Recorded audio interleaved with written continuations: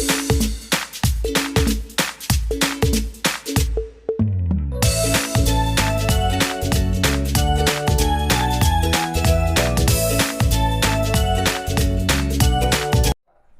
students, good morning to all of you.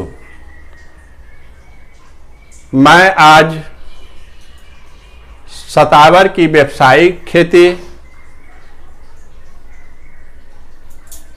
एवं उसकी औषधीय उपयोगिता के बारे में बताने जा रहा हूं। आपने शतावर का पौधा देखा होगा। शतावर का पौधा जो होता है लंबा होता है, कठोर, कांटेदार लता की तरह झाड़ी नुमा होता है।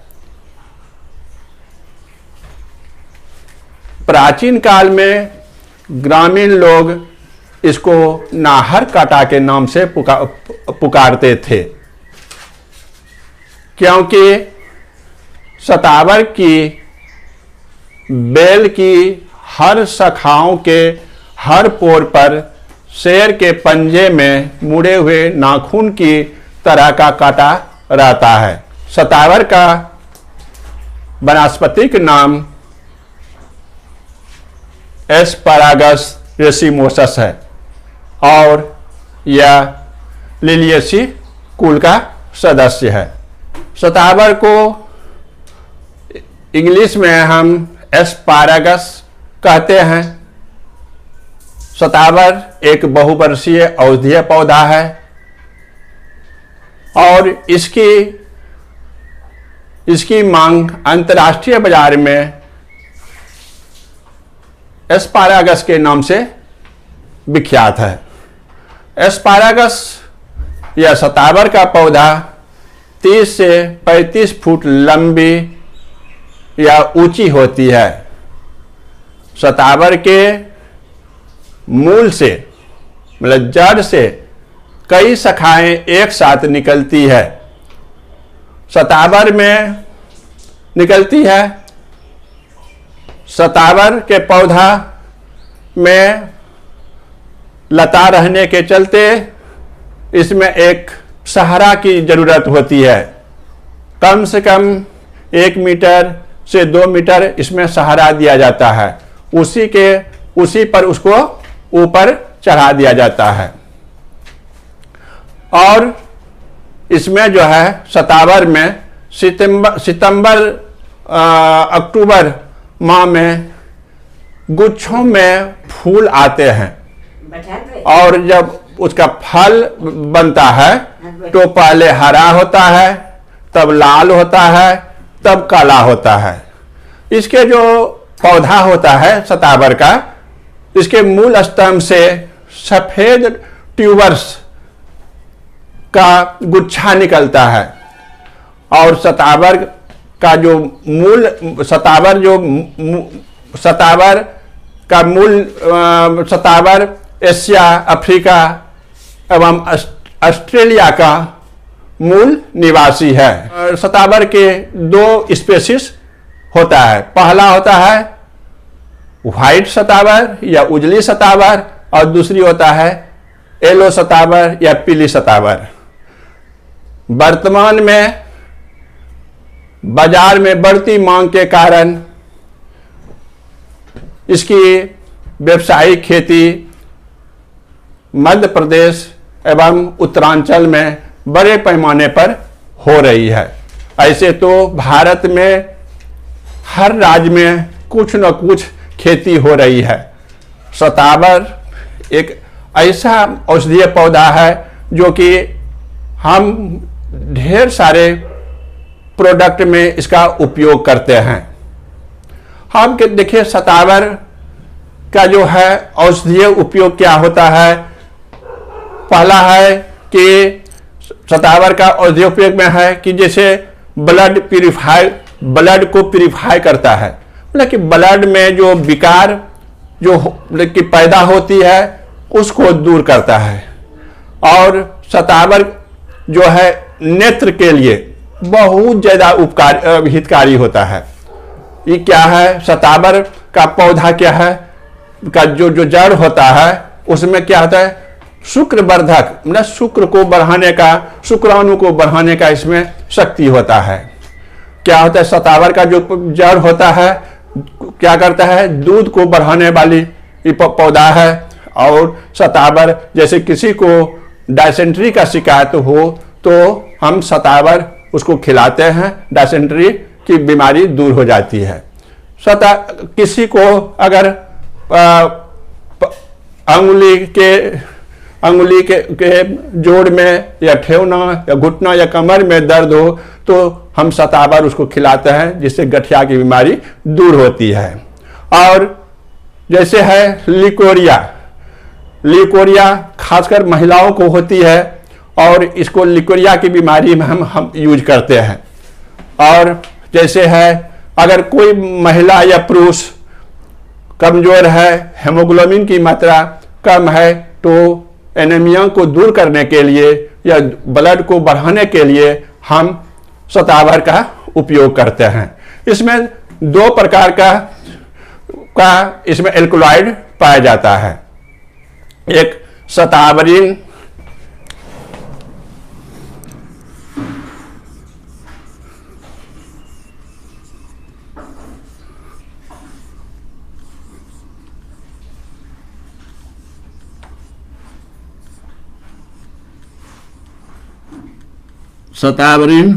फर्स्ट और दूसरा होता है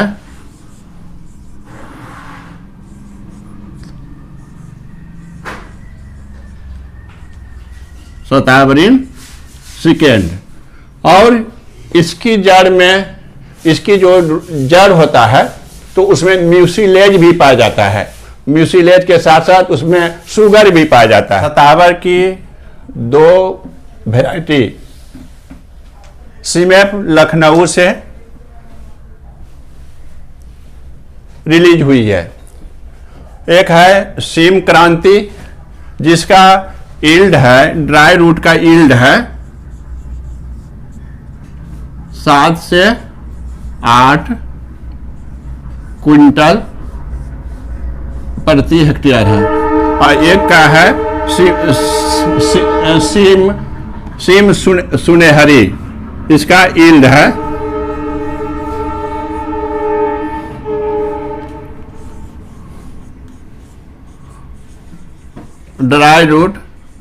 9 क्विंटल पर हेक्टेयर। इसका 9 क्विंटल पर हेक्टेयर। यही 2 वैरायटी सीमेप लखनऊ से रिलीज हुई है। अब देखिए इसका जो क्लाइमेट है, क्लाइमेट कैसा होना चाहिए। भारतवर्ष में किसी भी राज्य में इसकी अगर खेती होगी तो वहां पर इसकी खेती बहुत अच्छी तरह से होगी, क्योंकि हर राज्य के लिए क्लाइमेट सुटेबल है शतावर की खेती के लिए। और ये जो है 10 डिग्री सेंटीग्रेड से लेकर 50 डिग्री सेंटीग्रेड तक पर इसकी खेती बहुत अच्छी तरह से होती है। और इसकी जो मिट्टी जो है कैसा होना चाहिए, सैंडी-लोम, मतलब बलुई मिट्टी जो है इसके लिए सुटेबल होता है। लेकिन पानी का निकास बहुत जरूरी है, काहे कि कोई भी औषधीय क्रॉप पानी को टॉलरेट नहीं कर पाता है। अगर पानी उसमें आ जाता है तो क्या होता है, पौधा क्या होता है, पीला होना शुरू हो जाता है। इसका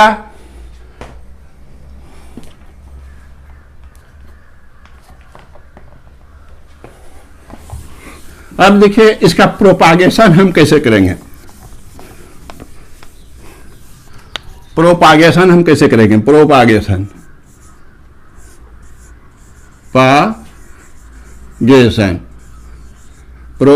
करेंगे हम। पहला करेंगे बाय सीड और दूसरा करेंगे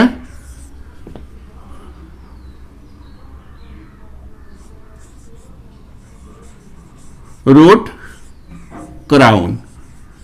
इन दोनों के द्वारा हम प्रोपागेशन करेंगे। बाय सीड के द्वारा अगर हम करते हैं तो क्या होगा, बाय सीड के द्वारा करते हैं तो हम क्या करते हैं, एक नर्सरी बेड बनाते हैं। ये नर्सरी बेड हम बनाए, ये नॉर्थ है, ये साउथ है, ये ईस्ट है, ये वेस्ट है। अब ये नर्सरी बेड बनाए, इस समतल भूमि से कितना ऊंचा होना चाहिए, ये 10 से 15 सेंटीमीटर ये नर्सरी बेड ऊंचा होना चाहिए समतल भूमि से। यहां पर क्या होता है कि ये दूसरी नर्सरी बेड यहां पर जैसे बना,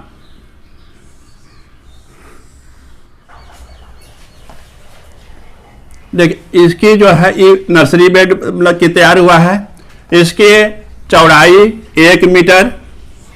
1 मीटर हम रखे और लंबाई जो है 10 मीटर हम रखे हैं, 10 मीटर। अब देखिए इसमें क्वेश्चन आएगा कि उत्तर दक्षिण लंबा रखे हैं, इसका कुछ कारण है कि हम सीट जो है उत्तर दक्षिण हम लाइन नहीं खींचेंगे। जब भी हम खींचेंगे तो यहां पर लाइन खींचेंगे, यहां पर हम लाइन ऐसे ऐसे खींचेंगे। तो आप देखिए इसी में हमको सीड गिराना है। अब सीड इसी लाइन में गिराना है पूरा पश्चिम।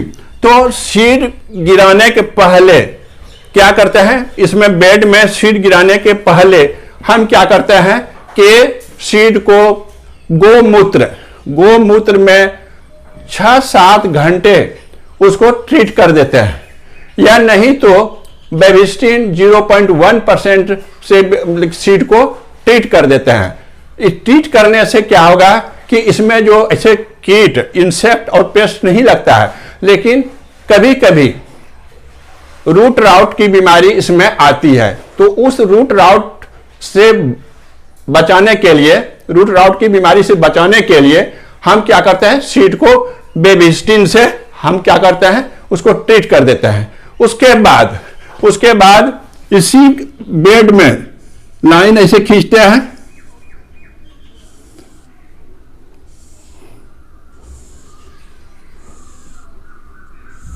लाइन खींचते हैं, इसी में जो है हम क्या करते हैं, इसको इसी लाइन खींचते हैं और इसी में आप इसको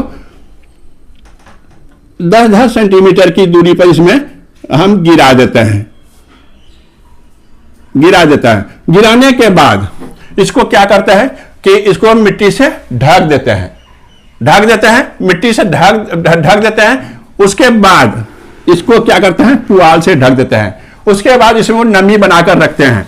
लेकिन इसमें नर्सरी में एक चीज और, इसमें नर्सरी में जो है वर्मी कंपोस्ट हम जरूर यूज करते हैं कि वर्मी कंपोस्ट इतना यूज करते हैं कम से कम आधा इंच वर्मी कंपोस्ट इसमें मोटा हो जाए, इस पर इतना बिछाते हैं तो आधा इंच। तो जो काफी वर्मी कंपोस्ट देने के बाद क्या होता है कि मेरा जो इसमें जो पौध तैयार होगा, नर्सरी पौध जो तैयार होगा वो क्या होगा, हेल्दी होगा, डिजीज फ्री होगा। इसलिए हम इसमें वर्मी कंपोस्ट का यूज करते हैं। तो इसको पुआल से ढक दिए, इसमें बीच बीच में हम क्या करते हैं, पानी का छिड़काव करते रहते हैं। जब क्या होता है, 25 दिन जब पूरा हो जाता है, बीज सोइंग करने के बाद 25 दिन पूरा होता है तो बीज क्या होता है, जर्मिनेट होना शुरू हो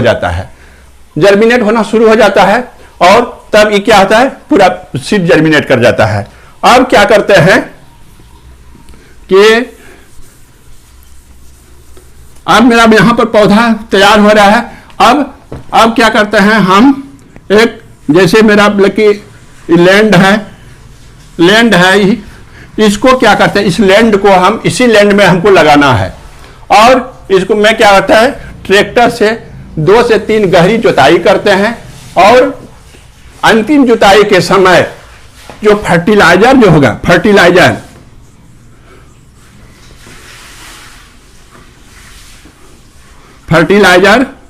18 से 20 टन प्रति हेक्टेयर हम डालेंगे। आप कहेंगे बहुत ज्यादा, नहीं, हमको मेन है कि उपज ज्यादा से ज्यादा लेना है। काहे कि मैं क्या है, कॉमर्शियल कल्टीवेशन कर रहे हैं, इसलिए 18 से 20 टन हम प्रति हेक्टेयर हम गोबर वर्मी कंपोस्ट या सड़ी हुई गोबर की खाद हम इसमें डालते हैं। और इसमें क्या करते हैं कि हम 125 KG nitrogen, 60 KG P2O5 and 60 KG K2O प्रति हेक्टेयर हम डालते हैं। देखिए इस अब क्या करता है कि 18 से 20 टन हम सड़ी हुई गोबर की खाद या वर्मी कंपोस्ट इस खेत में 1 हेक्टेयर में डाल दिए। डालने के बाद हम ये जो नाइट्रोजन जो है 125 केजी जो है, इसका 1/4 1/4 हम इस जो लैंड को जो हम तैयार कर रहे हैं लगाने के लिए, पौधा लगाने के लिए, तो इस लैंड में हम इसका 1/4 हम इस खेत में अंतिम जुताई के समय डालेंगे। और ये जो 60 केजी P2O5 है, 60 केजी K2O है, इसकी पूरी मात्रा इस खेत में अंतिम जुताई के समय इसमें डाल देंगे और उसके बाद ही मेरा लैंड तैयार हो गया। अब क्या करते हैं, इस लैंड में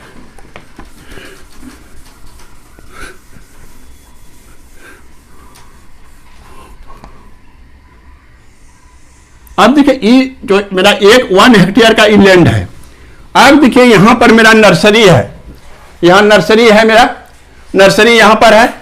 तो नर्सरी जहां पर है, अब जो इसमें जो हम डाले हुए थे 25 दिन के बाद जो ये जर्मिनेट होना शुरू हुआ, ये पौधा क्या होता है, जब 10 से 12 सेंटीमीटर का हो जाता है, ये पौधा 10 से 12 सेंटीमीटर का हो जाता है, इसी पौधा को हम क्या करते हैं, उखाड़ उखाड़ कर कहां करते हैं, इसमें लगाते हैं।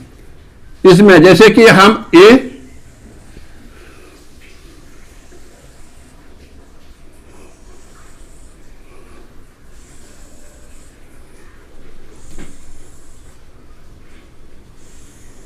देखिए, आप देखिए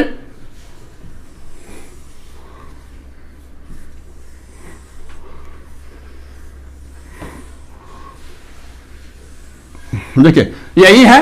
अब देखिए इसमें जो ये मेरा हो गया, हम इसमें क्या करते हैं, एक रस्सा लेता है, रस्सा को यहां से पकड़ते हैं, यहां पर इस पर किसी को मजदूर को हम इस पर चला देते हैं, तो इसमें दाग हो जाता है, यहां पर चिन्ह हो जाता है। फिर चिन्ह हो गया इधर से ऐसे, फिर इधर से भी चला देते हैं तो चिन्ह हो जाता है। जहां जहां ई है, ये पॉइंट है, जहां जहां पॉइंट है, इस पॉइंट पर हम लगाते हैं शतावर को, इसी पॉइंट पर लगाते हैं।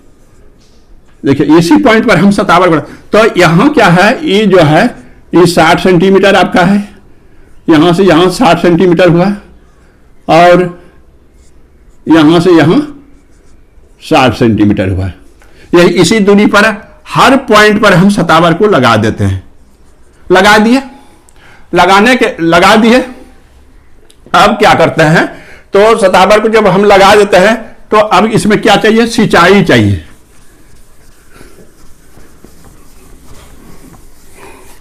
अब क्या है, इसमें सिंचाई चाहिए हमको, इरिगेशन हमको चाहिए। अब इसमें क्या होता है, जब लगा दिया इसको सिंचाई कर देते हैं। सिंचाई करने के बाद जब पौधा जब एस्टेब्लिश होना शुरू होता है तो फिर 8 दिन के बाद हम इसको फिर सिंचाई कर देते हैं। 8 दिन के बाद सिंचाई कर देते हैं, उसके बाद पौधा मेरा एस्टेब्लिश कर जाता है, पौधा मेरा की बढ़ना शुरू हो जाता है, मिट्टी को पकड़ लेता है तो उसका ग्रोथ शुरू हो जाता है। अब इसमें क्या करते हैं, एक महीना पर सिंचाई हम करते रहते हैं। तो ये मेरा हो गया, सिंचाई हम कर दिए, सिंचाई कर दिए तो मेरा पौधा बढ़ना शुरू हो गया। एक महीना करते हैं। जब क्या होता है, जब मेरा पौधा जब प्लांटिंग से जब 30 से 35 दिन जब होता है तो इंटर कल्चरिंग करते हैं। इंटर कल्चरिंग हम करते हैं। इंटर कल्चरिंग करती है। अब क्या करते हैं कि इंटर कल्चरिंग में क्या करते हैं कि ये जो है ये पौधा लगा हुआ है, इसके आसपास जो भी घास है, जहां भी घास है उसको हम निकाल देते हैं। निकालने से क्या होता है कि आप इसमें, इस मिट्टी में क्या होता है, एरेशन होता है। एरेशन होता है तो क्या होता है कि मेरा ये प्लांट का जो ग्रोथ है काफी ग्रोथ अच्छा हो जाता है, और ग्रोथ होने के ग्रोथ होता है, और इस मेरे ये जो प्लांट है, सतावर का प्लांट है, इससे घास का कंपटीशन खत्म हो जाता है।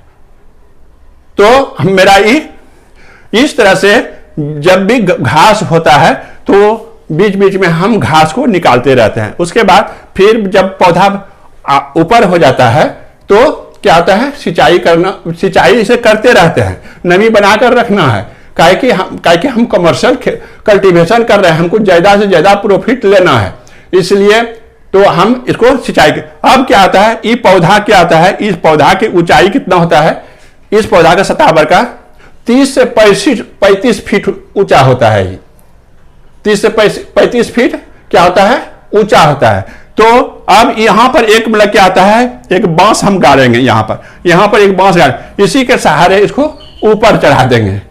अब उसी के सहारे ऊपर जब चढ़ा देंगे तो क्या होगा कि उसमें काफी धूप लगेगा, उसके लीफ पर फोटोसिंथेसिस की क्रिया ज्यादा होगी, तो मेरा क्या होता है, उसका रूट जो है, ट्यूबर जो है, काफी ग्रोथ होगा और वजन काफी बढ़ेगा। और साथ साथ इसमें जो फ्लावर जब आएगी, सीड होगी, तो हमको सीड भी ज्यादा मिलेगा, क्योंकि सीड का भी रेट बहुत हाई है, 3000 रुपया केजी अभी मिल रहा है, तो हमको सीड भी लेना है। तो इससे क्या है, जो इनकम जो इसके ट्यूबर से होगा, उसी प्रकार हमको सीड से भी इनकम लेना है। इसमें अब देखिए, ये मेरा तैयार हो गया, ये हो गया मेरा, मतलब कि इसको ऊपर चढ़ा दिए। चढ़ाने के बाद तो अब इसमें रूट राउट, अगर रूट राउट इसमें लगता है तो हम क्या करते हैं, तो हम शुरू में ही बता दिए हैं कि बेबिस्टिन से हम सीड को ट्रीट कर देंगे, तो रूट राउट की बीमारी नहीं लगेगा। अब इसको अब जब मतलब कि ये 18 से, इसका हार्वेस्टिंग टाइम कितना है,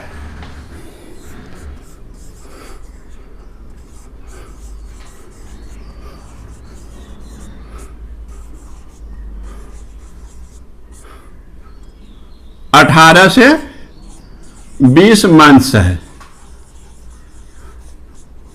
18 से 20 मंथ्स है इसका हार्वेस्टिंग टाइम। 18 से 20 मंथ हार्वेस्टिंग टाइम है। तो जब ये 18 से 20 माह का हो जाता है तो क्या होता है मेरा कि ये जो सतावर का जो पौधा होता है, इसका ये पीला पड़ने लगता है।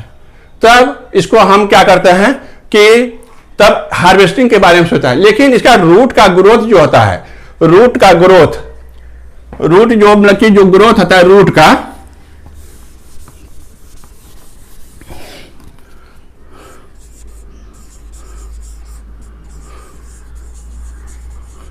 रूट ग्रोथ जो होता है जून से लेकर अक्टूबर तक इसका होता है, रूट का ग्रोथ होता है।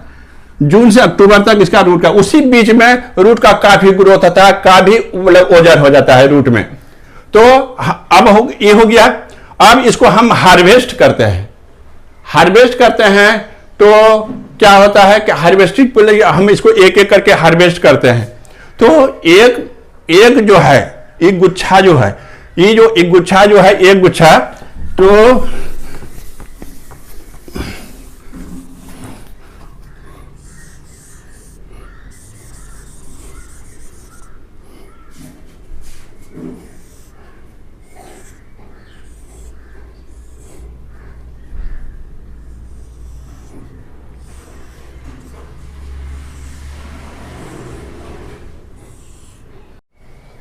अब देखिए कि अब मतलब कि हम जब इसको हार्वेस्ट करते हैं तो वो मेरे पास इसी तरह का रूट मतलब कि निकलता है, इसी तरह का इसके अंदर से। और इसका ये जो है, इसका वजन बहुत ज़्यादा होता है, इसी का वजन मतलब कि होता है। यही है ट्यूबर।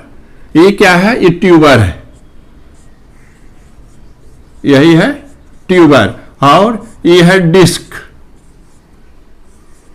ये डिस्क है। और ये है ब्रांच, ये है ब्रांच, ये कई ब्रांच निकला हुआ है इसमें है। तो जब हम हार्वेस्ट करते हैं तो क्या होता है कि इसको जो है हम इसको काट लेते हैं, इसको ये काट कर हम निकाल लेते हैं,